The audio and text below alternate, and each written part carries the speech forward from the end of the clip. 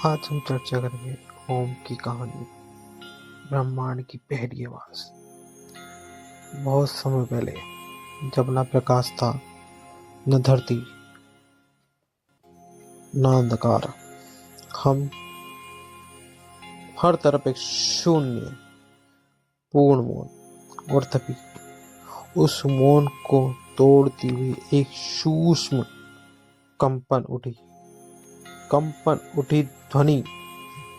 ओम। यही था ब्रह्मांड का पहला नाम, जो शिव जी के डमरू से बजा।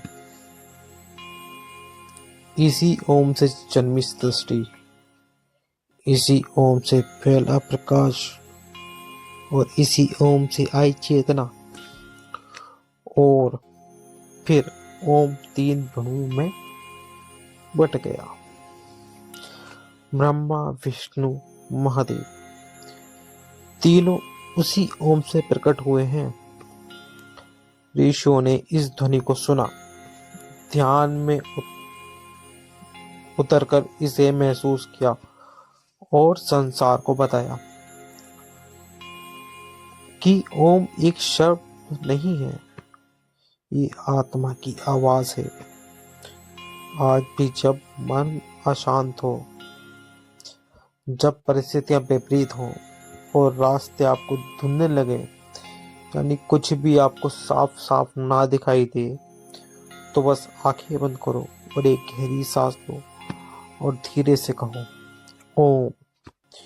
क्योंकि ओम में ही वही शक्ति, वही शांति और वही ईश्वर है। ओम में ही शक्ति है, ओम में ही ईश्वर है। ध्यान देना मेरी इस बात को। ओम में ही शक्ति है और ओम में ही ईश्वर है। गूंज यानी में ही जीवन है।